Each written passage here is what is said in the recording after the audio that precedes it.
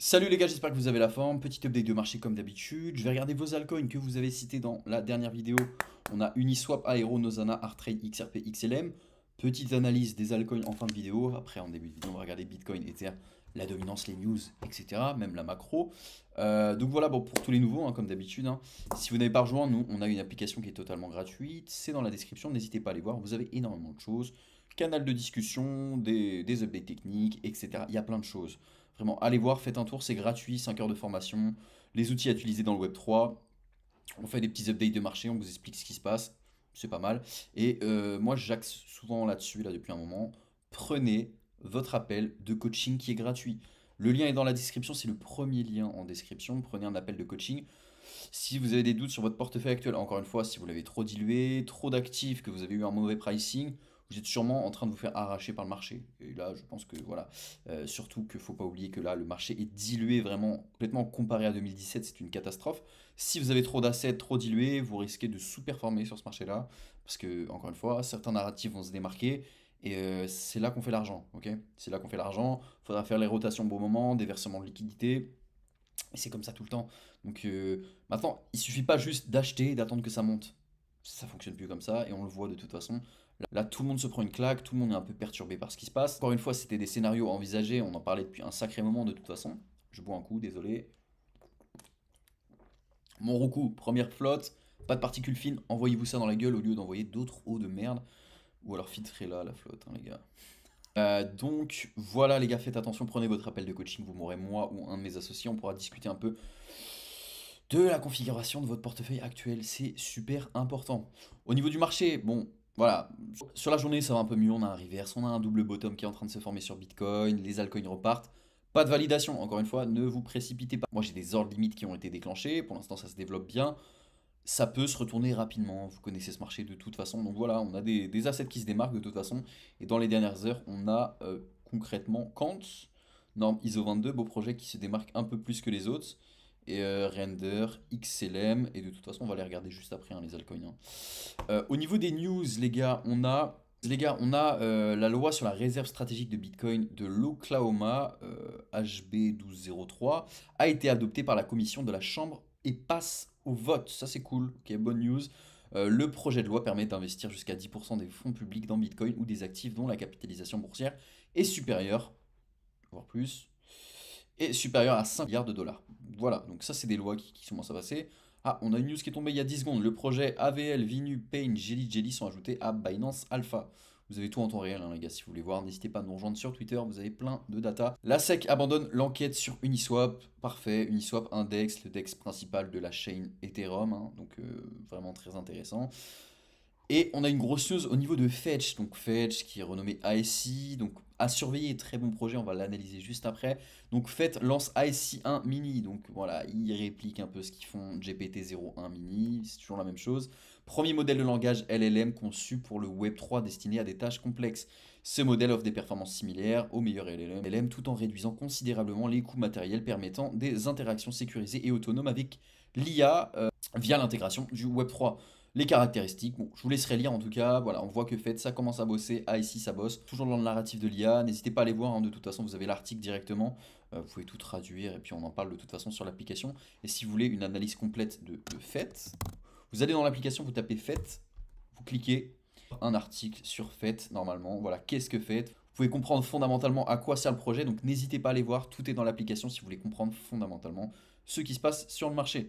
On va passer directement au graphique. Qu'est-ce qui se passe sur Bitcoin? Hop, Bitcoin, du coup. Hop, du coup, Bitcoin, qu'est-ce qu'on a eu de beau? Enfin, de beau, c'est pas très beau, mais écoutez, c'est comme ça. Bitcoin, on a break vers le bas, on est venu chasser toutes les liquidités qu'on avait à chasser ici, donc ça c'est un bon scénario. Encore une fois, je vous avais dit, on en parlait depuis un sacré moment, qu'on avait des niveaux plus bas, des clusters plus bas. On a le cluster ici au niveau des 83 000, 84 000. Là, on a quasiment rebondi sur le MA200 période expo en daily. On est venu chasser tout ce qu'on a à chasser, sauf qu'on a encore des mèches ici aux 85 000. On n'est pas venu combler ça. On n'est pas venu combler ça honnêtement. Donc en weekly, ça fait un order block qui est valide. On est quasiment dedans, mais on n'est pas venu au middle. Donc vous voyez, 85 197. Moi je regarde. Je regarde maintenant à court terme, on a un double bottom qui est pas valide. Encore une fois, ne vous précipitez pas. On a, bon, c'est pas très clair. On a un equal high ici à chasser. Donc pour moi, on a tout intérêt à aller plus haut à terme. Ce qu'on veut, c'est une validation. Il n'y a pas de validation pour l'instant à court terme, mais je pense qu'on va y aller. Plus haut, on a une zone de gap, une FVG plus un order block ici. Donc ça fait un OB qui est valide. On a tout intérêt à aller plus haut sur du court terme Bitcoin.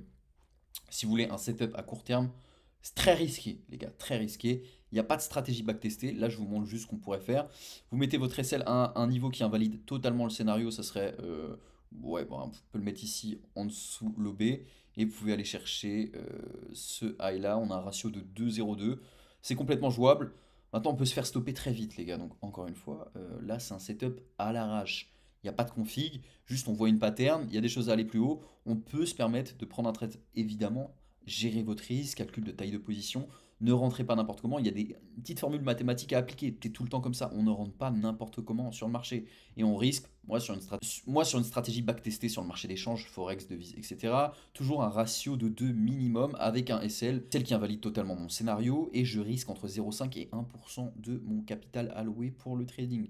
Je fais tout le temps ça, ça fonctionne. Encore une fois, c'est le plus important dans le trading. Encore une fois gestion de risque, calculer ses tailles de position, c'est le plus important. Donc à terme, voilà, on a quelque chose.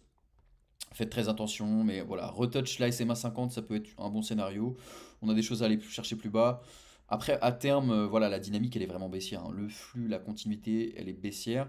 Et je vais vous expliquer un peu comment on définit une stratégie de tendance. On m'avait demandé, donc une stratégie de tendance, on appelle ça du multi-time frame. Ce qu'on fait, c'est qu'on filtre daily, 4 heures, 1 heure. Donc voilà, c'est des unités de temps qu'on a juste ici. Vous voyez, daily, 4 heures, 1 heure. Et comment on définit une tendance? Moi, j'utilise deux outils très simples. Une EMA 200 période expo, cette grande ligne en bleu là, hop. Cette grande ligne en bleu, c'est une EMA 200 période expo. Donc vous la configurez en 200 périodes longueur. Donc vous tapez dans indicateur dans indicateur par exemple EMA, vous allez la trouver EMA. Donc moyenne mobile exponentielle, c'est celle-là. Donc vous l'avez. Vous cliquez dessus, vous la configurez comme ça, longueur 200. Et l'idée, pour avoir une stratégie de tendance, c'est que je la couple tout le temps avec un RSI. Et le RSI, pareil, donc le configurer en période 14, de toute façon, ça bouge pas. Vous laissez en longueur RSI 14, vous tapez RSI, vous allez le trouver, donc toujours dans indicateur. Et là, vous vous fiez à la symbiose des deux indicateurs. Donc là, ce qu'on voit, c'est que le MA2 sur période expo, le prix est au-dessus. Donc ça voudrait dire que c'est haussier. On a un marché qui est haussier, ok? On rebondit dessus.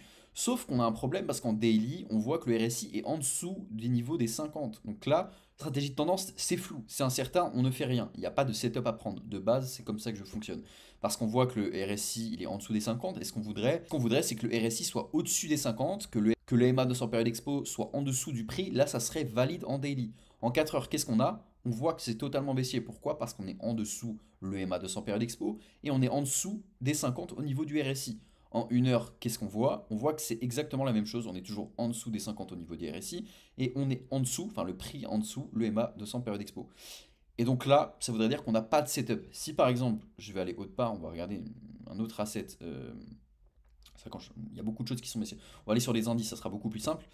Indice, déjà il y a un problème en 1 heure, mais indice, voilà, incertain sur le S&P 500. Pareil, même chose. Et là, on se voit directement ce qui se passe.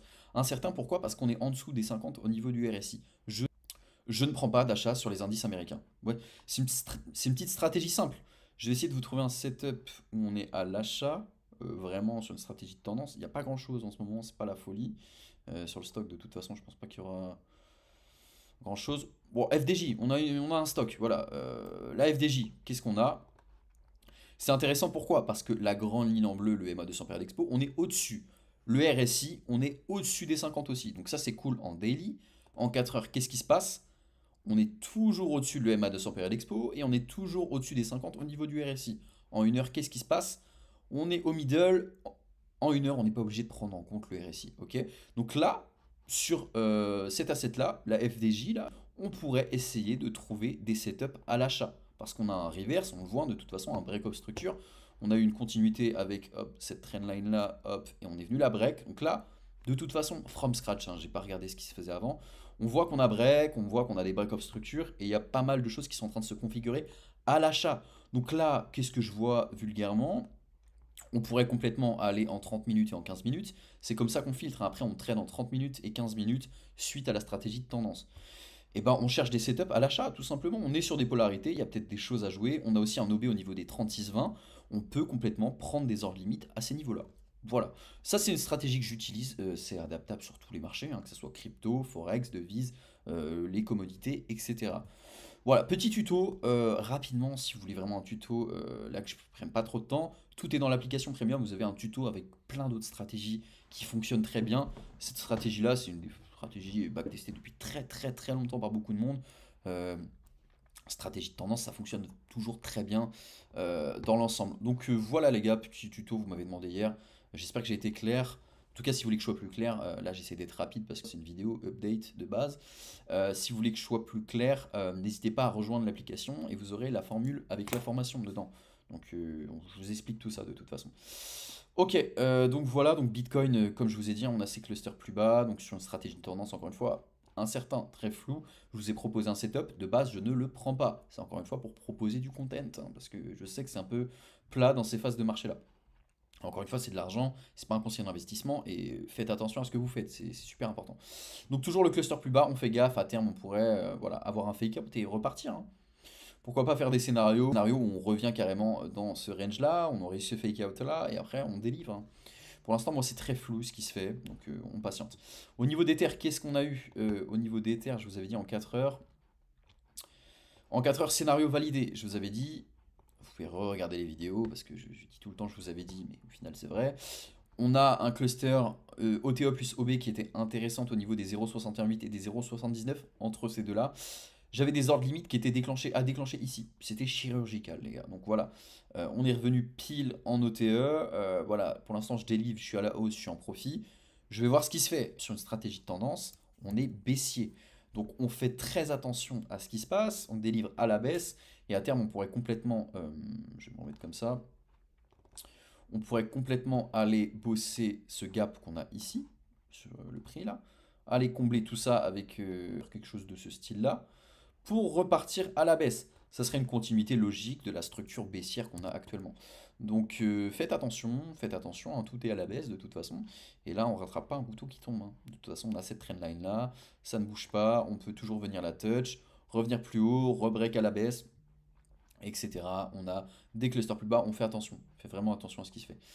Au niveau des TH face à BTC, bon, ça bouge pas, j'ai pas besoin de revenir dessus. Dominance de Bitcoin, si vous voulez comprendre un peu ma vision par rapport au cycle et aux alt saisons, n'hésitez pas à aller voir la vidéo d'hier, je vous en parle un peu plus. Je vais me dépêcher parce que j'ai les altcoins à analyser. Voilà, bon après, Other, je vous avais dit, j'attends la clôture monthly, on l'a pas encore, et, etc. Au niveau du calendrier éco, je vous avais dit cette semaine, on a le PCE Core qui tombe et l'IPC qui tombe, le PIB pardon qui tombe jeudi. Voilà, donc encore une fois, forecast à 0,3. Si on est au-dessus, c'est négatif pour les assets à risque et pour la crypto. On va regarder Uniswap. On m'avait demandé de regarder Uniswap. J'espère que c'est pas trop long ces vidéos-là.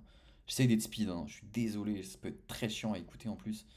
Et aussi, je me suis acheté un micro pour ceux qui sont. Voilà, j'ai des commentaires parfois. Dommage, le son est faible. J'ai acheté un micro, le setup, vous allez voir un petit bras, tout est top. Donc j'ai investi là-dessus. Donc pas de souci pour les prochaines vidéos. Uniswap, ça délivre. Uniswap, c'est pas mal, hein. C'est pas dégueu par rapport à ce qu'on voit. On a des bas de plus en plus haut. On est sur des polarités. On a des hauts de plus en plus haut. Et franchement, les gars, ça se délivre plutôt pas mal, hein, Uniswap. On le voit, hein, de toute façon. C'est pas dégueu par rapport à d'autres altcoins. Donc Uniswap, encore une fois, hein, faut pas le négliger, hein. Si Ether part, Uniswap va partir, hein. Dans tous les cas, c'est un des DEX principal sur la blockchain. Et ce truc-là, ouais, ça peut vraiment péter. Donc ouais, complètement, on a des niveaux. Après là, ouais, je suis pas sur. Je vais me mettre sur un autre contrat. Uniswap sur un peu Binance là. On peut mettre ça. Je vais mettre sur Bitstamp, ça sera pareil. Donc ouais, ça délivre plutôt bien Uniswap, je suis plutôt content. C'est pas dégueulasse, on est sur des polarités, on a des choses à venir bosser plus haut.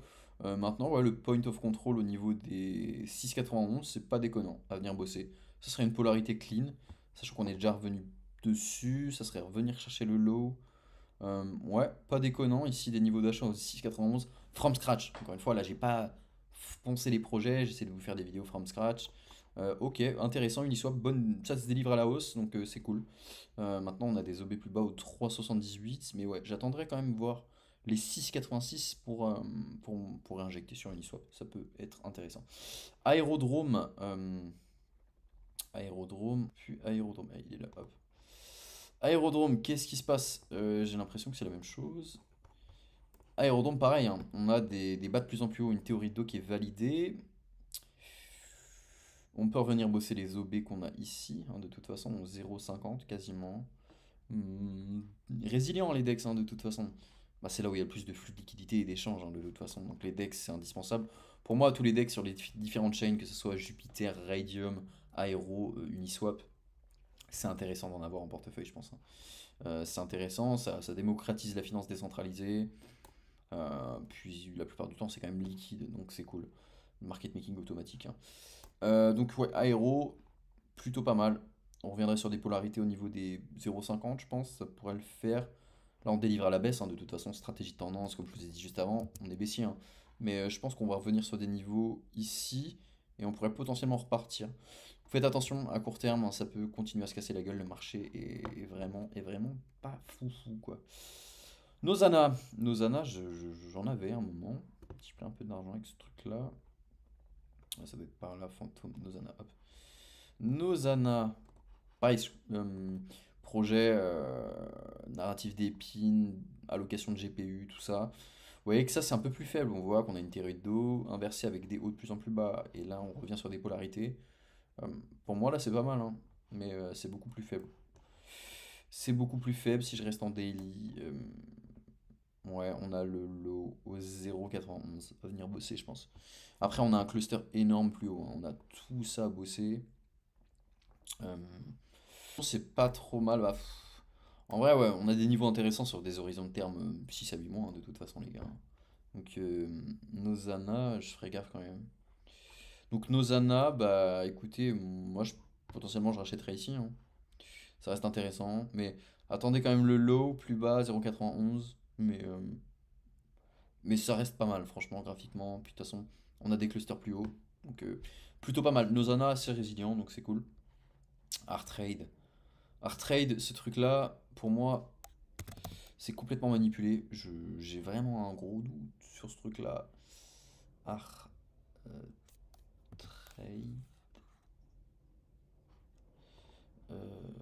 Ouais, ATR celui-là. ATR, pareil, même config. Théorie d'eau. Ouais.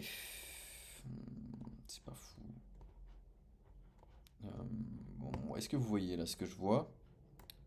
On est venu bosser tous les equal low qu'on avait laissés ici, suite à cette mèche là. Donc tout ça, on est venu bosser là. On a ce cluster là, au niveau des 0,0104, qui est intéressant. En plus, on a un creux au niveau du volume profile. Pour moi, tout ça là, ouais, toute cette zone là, ça va venir bosser. Pour moi, le prix peut complètement délivrer à la baisse sur un trade. Pas de reverse, hein, sur les altcoins, c'est une folie, hein, ce qui se passe, hein. Je vois pas de retournement de structure. C'est pas fou. Ça se casse bien la gueule. Il va falloir de la demande sur le marché, hein, et je pense que ça va être plus long que prévu, les gars. Comme d'habitude, je vous ai dit mois de mars, mois d'avril, annonce de Jérôme Powell sur les baisses des taux. Et entre-temps, on peut vraiment aller bas, hein, donc patientez encore une fois, hein. Patientez, faites attention. Faites attention à vous. Donc ouais, ces niveaux-là, au niveau des 0,126, tous ces deux clusters-là, tous ces deux order blocks, je pense à venir bosser, ça peut être intéressant sur Artrade. Donc voilà. XRP. XRP, c'est là. XRP, on est revenu pile en OTE, pareil, chirurgical, ça n'a pas bougé. Voilà, OTE, je vous avais dit 0,618, 0,79, cette zone-là, le middle de la mèche. On est revenu bosser, on a fait une mèche, et puis là on est reparti. XRP, c'est résilient, les gars. Donc les projets avec une norme ISO 22, on a fait une vidéo complète dessus sur la chaîne, n'hésitez pas à les voir. Ouais, c'est pas mal, XRP quand même, hein. C'est fort, hein, c'est très très résilient. Moi, je pense que on va être surpris. 2025, on va être surpris avec cet asset-là, honnêtement. Donc, c'est plutôt pas mal, ça tient. On a une polarité, ça bouge pas. Vous voyez, hein, tout ça. Et on maintient ça. On est en OTE. Après, on a des choses plus bas, hein. On a quand même un cluster ici. On a un cluster ici. Cluster à bosser. Cluster à bosser. Ça serait revenir en dessous le low. Retouch quasiment le MA200 période expo. On peut venir faire peur, hein. On peut venir continuer à faire peur en vrai. Faire une petite mèche et repartir plus haut. Ouais, pour moi ça serait pas mal un scénario comme ça sur XRP. Ça viendrait combler quasiment tout ce qu'on a à combler, même si là on a des petits trucs à bosser. Mais c'est résilient, XRP, j'aime bien. Franchement j'aime bien. Merde, cluster. Hop, je laisse ça comme ça XRP, donc pas mal. Je patienterai quand même, faites attention. À court terme, on peut aller plus bas. Et comme je vous ai dit, ce cluster-là au niveau des 1,67, faut faire gaffe. Faut faire gaffe. Je pense que c'est intéressant de regarder ça. XLM, et je pense que ça va être tout 25 minutes de vidéo. J'ai pas coupé, hein, mais 25 minutes de vidéo, c'est beaucoup trop. Je suis désolé, je voulais pas faire ça. XLM, Stellar Features, Coinbase Derivative, Bitfinex, Bitfinex, il n'y a que Bitfinex, il n'y a que ça. Il n'y a que du Bitfinex. Bon, on va aller sur les spots en Bitfinex. XLM, pareil. En fait, pourquoi ces assets-là se démarquent? Parce que, les gars, il y a une norme ISO 22, une norme agréée par des institutions financières pour les paiements transfrontaliers et tout ça. Ça fonctionne bien, ça risque de bien fonctionner. Là, on est dans un cycle institutionnel et c'est pour ça qu'aussi on voit que les projets commencent à être résilients. On a plus bas, on a quand même ça qui me trigger, moi. On a cet OB qui est valide avec une zone d'imbalance. Mais après, si on break le MA, on repart vraiment baissier. Et là, on délivre à la baisse. Je ferai gaffe quand même, hein. Je vois pas de signaux de retournement sur XRP, sur XLM. Je vois pas de signaux de retournement maintenant. Daily 4 heures, est-ce qu'on a quelque chose? RSI divergence, un truc comme ça? Rien du tout, pas de divergence. Le RSI aussi, je m'en sers pour les divergences. Bon, euh, j'en parle dans l'application, dans la formation. N'hésitez pas à aller voir. Il y a plein de choses. Il y a plein de choses. Et là, je ne vous montre pas tout ce que j'utilise parce que sinon, de base, j'utilise Pro Realtime avec beaucoup plus d'indicateurs stochastiques et MACD. Enfin bref, il y a plein de choses. Même les points pivots. Donc, je peux pas tout vous montrer ici. Sinon, c'est horrible. Déjà, je trouve qu'il y a beaucoup trop d'indicateurs sur mes graphes. Et pour les gens qui arrivent, ça peut être un peu le brouillon. Donc XLM, ouais, j'ai pas de signaux de force majeure, hein. De toute façon, à court terme, comme d'habitude, un double bottom valide. On peut revenir bosser le MA en 1 heure et ensuite repartir à la baisse. Faites attention. Faites attention. À court terme, il y a des petits setups de trading à prendre à l'achat si vous aimez le risque, évidemment, si vous aimez le risque. Sinon, moi, je me risquerais pas, hein, vraiment de faire ça. Donc voilà, les gars. Au niveau de la heatmap, c'est vrai que ça fait longtemps qu'on n'a pas regardé ça. Heatmap sur 48 heures, BTC perpétual. On va voir ce qui se dit. Euh, on a des clusters plus hauts, comme d'habitude, 95 000. Et plus bas, ouais, on a quand même les 85 000. Comme d'habitude, hein, 85 000, c'est les niveaux que je vous ai cités, hein, juste avant. Que je vous ai cités, de toute façon, juste avant 85 000. Hop. C'est. Je peux mettre en 1 heure. 85 000, ça serait ici. Pardon. Ici, quasiment, ouais, ouais, c'est ça. C'est ici. Donc, il y a des clusters plus bas. On fait attention, structure de marché baissière, et puis et voilà, je pense que j'ai pas de grand chose à vous dire. En tout cas, n'hésitez pas à prendre un appel de coaching, hein. Tous les liens sont dans la description si vous voulez qu'on vous aide, qu'on vous accompagne dans ce cycle-là, et qu'on construise un portefeuille adapté aussi à ce cycle qui est vachement différent, quoi qu'on dise. Donc voilà les gars, en tout cas je vous dis à demain. N'hésitez pas à me dire dans les commentaires les altcoins que vous voulez que j'analyse. Encore une fois, ne mettez pas tout votre portefeuille avec 20 altcoins, s'il vous plaît. Mettez-en 2-3 max et je filtrerai en fonction de ce qu'on a vu, ce qu'on n'a pas vu. Et voilà les gars. Moi je vous dis à demain. Ce soir on est en live normalement sur YouTube, sinon ça sera sur l'application. Bonne journée à tous, prenez soin de vous, ciao.